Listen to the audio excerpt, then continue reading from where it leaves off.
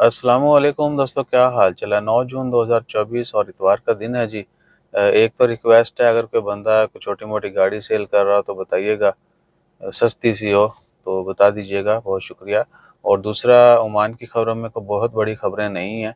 एक तो है कि तुर्की में जो अभी जो गवर्नमेंट है, मौजूदा गवर्नमेंट, उनके एक मिनिस्टर ने पार्लियामेंट में बयान दिया है जी के जीसीसी में, जिस तरह जीसीसी के रहने वाले जो यहाँ के नेशनल हैं गल्फ ममालिक के, उनको तो तुर्की ने 2023 के लास्ट में वीज़ा फ्री एंट्री ऐलान कर दिया था। उन्होंने बोला जी एक्सपर्ट्स जो यहाँ पे रहते हैं, एटलीस्ट जो प्रोफेशनल कैटेगरी के हैं, उनको भी तुर्की वीज़ा फ्री एंट्री दी जाए ताकि टूरिस्ट में इजाफा हो और बूम मिले।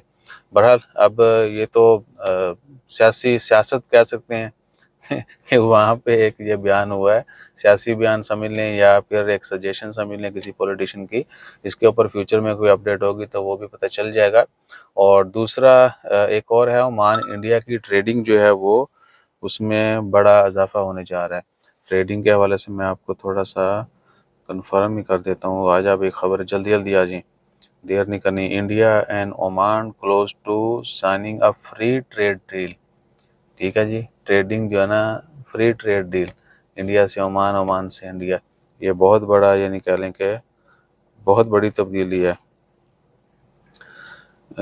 दी signing expected after the formation of new central government soon in India. जैसे इंडिया में ये नई गवर्नमेंट फॉर्म हो जाएगी, उसके बाद जो है फ्री ट्रेडिंग जो है वो, बाकी बहुत कुछ ट्रेडिंग के हवाले से आपको पता ही है, पहले इसमें ज़्यादा हम नहीं डिस्कस करेंगे।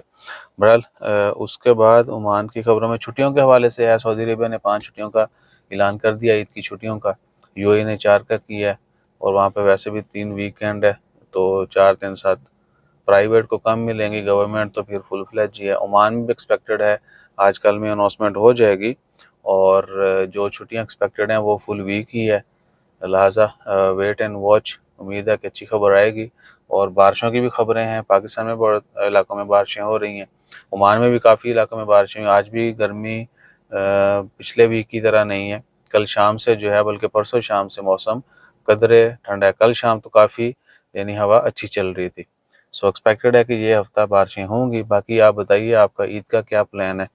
और वल्लाही बाकी कोई बड़ी खबर नहीं है।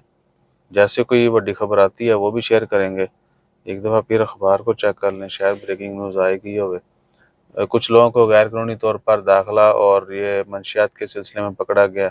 1200 केजी जो है वो ये नशावर चीज़ें जो हैं उनसे बरामद हुई हैं। एक और ख़बर है, know your rights compensation for missed meter. अगर आपके मीटर की रीडिंग नहीं होती, बिजली है, कोई भी है, पानी है, और विद इन 6 मंथ अगर एक दफ़ा भी रीडिंग नहीं होती, आपको एवरेज के हिसाब से बिल पड़ रहा है, आप कंप्लेन कर देते हैं तो आपको कंपनसेशन मिलेगी 20 रियाल। और उसके बाद क्या है कि अगर नया मीटर लगाते हैं, उसकी जो है पहली रीडिंग नहीं होती 6 महीनों में, तो आपको 10 रियाल कंपनसेशन मिलेगी। अब ये क्या बोलें, इसके ऊपर कुछ ज़्यादा बोल दिया तो गड़बड़ भी हो सकती है।